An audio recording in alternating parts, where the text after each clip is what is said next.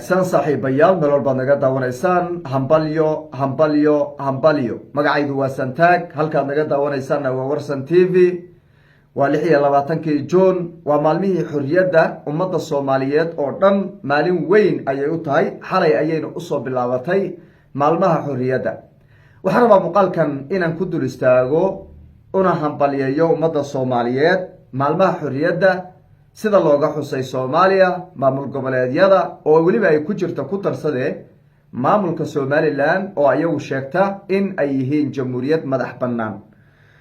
haddaba Somaliland baan ku horeynaynaaye Somaliland maxay u dabaaldegaysaa muxuu yahay dabaaldegayso xorriyadda ay sheeganayaan amaba 26 Juun maxay u tahay 18 May bay soo dabaaldegeen oo maalinta xorriyadda ay ugu magac dareen 26 Juunna iyadana way dabaaldegeen oo way weyneeyeen oo xalayta waliba mas'uuliyiinta Somaliland si wanaagsan oo sharaf iyo waliba midgal ayay uga hadleen oo ka duwan sidii madaxdii hore ee musabbixi ugu dambeeyay uga hadli jireen haddaba maalintan 26 Juun Somaliland maxay u tahay maxay u dabaaldegayaan maamul goboleedyada kale ee dalka sidee ayaa looga dabaaldegay SSC Khaatumo oo maamulka ugu daayara ma dabaaldegeen Somaliland iyo Jubaland oo mucaarad dawladda federaalka la ah iyaga naftirkooda ma laga dabaaldegay sidee ayay wax u dhaceen guud ahaan ummadda Soomaaliyeed iyo dibadba maxay dareemayaan waan dul istaagi doonaa waxaa dhinaca kale rabaa inaan uga faa'iideysto munaasabadan taariikh yar oo kooban 60kii oo xorriyadda la qaatay iyo 69kii intii u dhaxaysay Allah u naxariistee madaxweynihii labaad ee Soomaaliya عمر نيكل يلاهدو عبد الرشيد عنده عبد الرشيد علي الشرماكي نحريستي جنو الله كورابيه دلكيسي سيدا way waxu dhaceen taariikh yar oo kooban oo tiisa ayaan iyadana soo qaadan doonaa oo aan ku soo dari doonaa hab dhaqanka mas'uuliyiinta maanta joogay iyo xilliga iyada mas'uuliyiintii joogay hab dhaqankooda ayaan iyadana dul istaagi doonaa iyo waxyaabaha ay ku kala duwanaayeen iyo sida ay run ahaantii hogaamintoodu ay kala ahayd ayaan iyadana uga faa'iideysanayaa inta muuqaalkan u socdo soo dhawaada muuqaalka la igsaara meel dheer gaarsiiya insha Allah taala aynu ku bilownay maanta waa 26 Juun 2025 waa sanad guuradii 65aad ee ka soo wareegatay maalintii xorriyadda ummadda Soomaaliyeed ay heleen maalin marka ciyaar ma aha maalin ilaahay uu waafajiyay ummaddu inay xor noqoto oo ay ka xorowdo gumaysi dulmi cagajugleyn maamulid dhaqan xumo iyo waliba wax iyagu aysan lahayn oo lagu maamulo maalinta marka iyada waa maalin muhiim ah in qof walba oo maanta joogay uu ogsoonaado 26 Juun Soomaaliintii aynu xorriyadda helnay ee ummadda Soomaaliyeed wax iyada ay leedahay ay banaanka la istaagtay Soomaa intii ka horeysay taariikhdu way dheeraan oo ma soo qaadan karo waqti bay u baahan tahay intii ka horeysay halkan dheer baa la soo maray waa la soo halgamay dhinac waxa weeye culimo hal door haliyay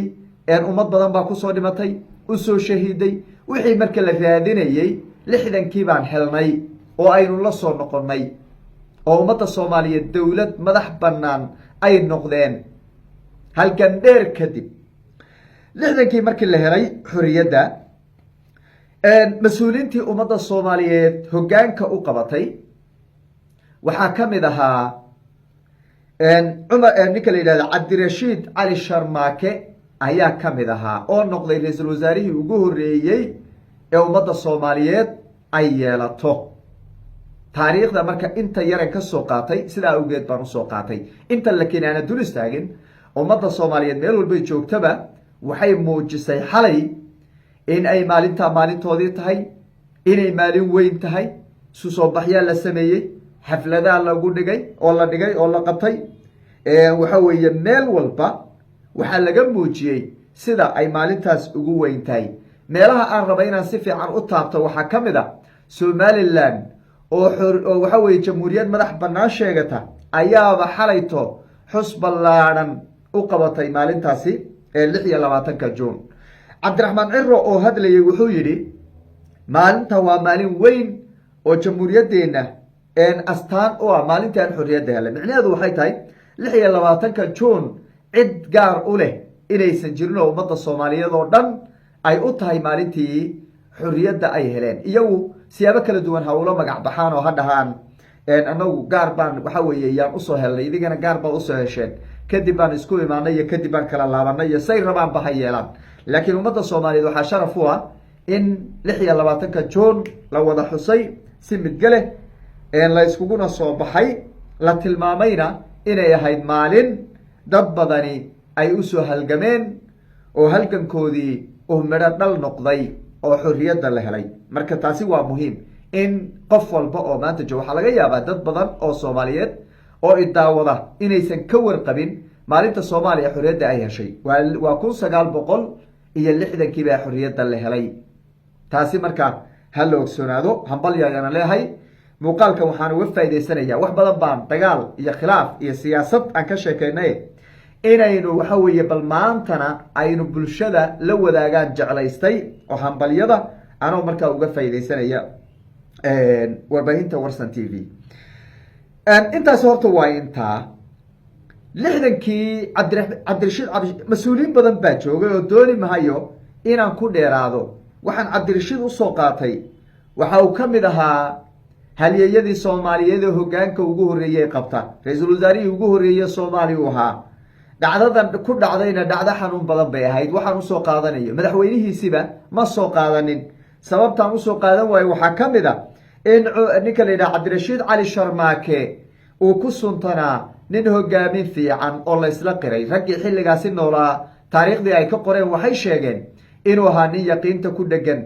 culimo ah, aada u wanaagsan, hogaamintiisu ay fiican tahay, la cabsi gelin karin, daacad ah in uu ahaa. Cabdirashiid Cali Sharmaake naxariistii janno allaha ka waraabiye. ninka isaga dilkiisa intaana u imaanin oo aana soo gaadhin 12 Julaay 1966 horta ra-iisul wasaarihii ugu horreeyay uu noqday. 12 bishii Julaay 1960 baa ra-iisul wasaaraha ugu horreeyay uu noqday. waxaana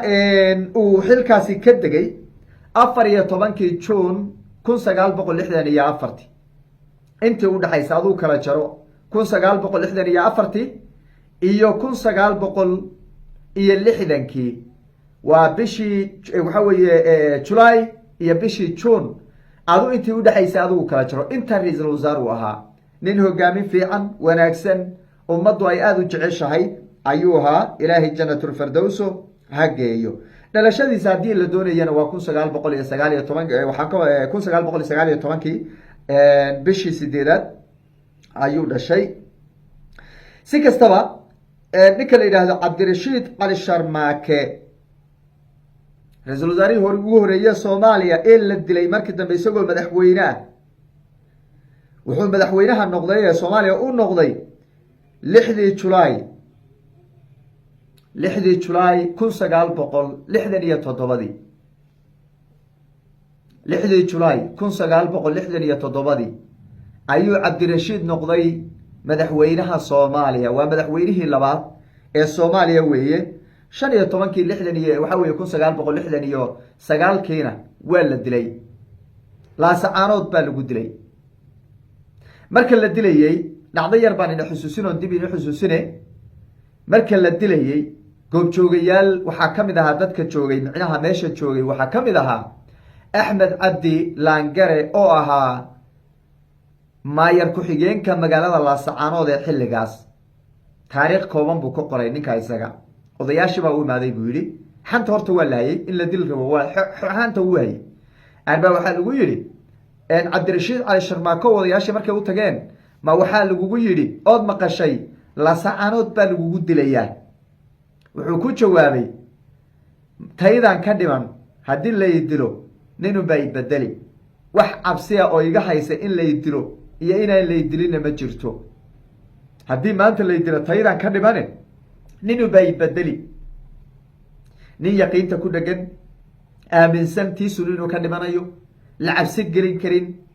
naxaynin ayuu horta ninkaas ahaa. arrintaan usoo qaatay waa taa maanta haddii la yidhahdo xasanow degmada aadan yabaal baa lagugu dili ama daniow magaalada boosaasaa lagugu toogan rabaa maalintaa maxaa dhacaya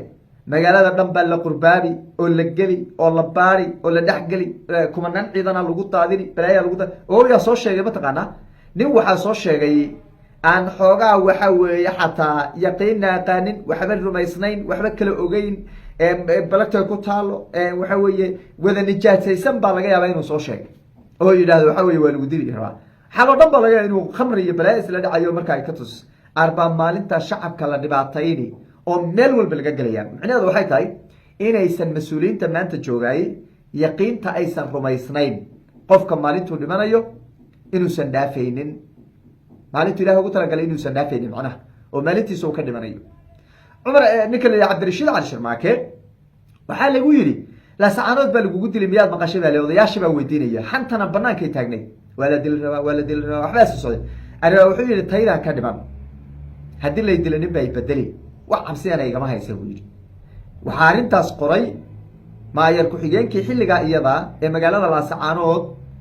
axmed cabdi langare waxaan u malayn wakti dhow uu noolaa inuu hadda nool yahay in kale ma hubo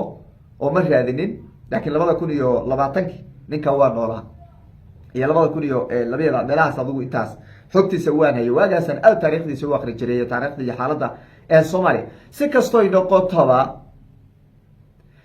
maanta ummadda Soomaaliyeed maalin weyn bay u tahay maalintay waxa weeye midnimadooda iyo wada jirkooda ay la soo laabteen iyo xorriyadooda ay la soo laabteen waxa weeye cadawgii ku kala dhex jiray qaybna iyaga u shaqaynayay qaybna la dagaashanayd uu dhexdooda ka baxay ee dowladnimadoodii ay heleen iyo madax banaanidooda weeye maanta marka sidaa awgeed baan usoo qaatay inaan wax yar oo muuqaal aan ka sameeyo idinkuna raalli ahaada aad iyo aad baan idinka mahad celinaya daawashadiina midnimadiina iyo wada jirkiina sida dulqaad kale idigu xidhan tihiin 100% mahadsanidin ayaan ilaahay dhammaan 100,000 ee dhinaca Facebooka dhinaca YouTube-ka TikTok-ka Telegram-ka dhammaan bulshada igu xidhan waxaan leeyahay aad iyo aad baad u mahadsan tihiin hambalyo ayaan markale leeyahay ilaahay bisheeda kale ama taariikhdeeda kale inagoo nabada caafimaad qabna ilaahay hayna wada gaarsiiyo inta dhibana dhibka Allah ka qaado inta xanuunsan xanuunka Allah ka qaado waxaan ilaahay ka rajaynayaa in intii dhimatay ee halkanka u soo dhimatayna jannatul firdaws inuu geeyo intii laga tagay ee caruur ahayd xilliga iyada laga tagay halkankii laga tagay iyo halkankii kadib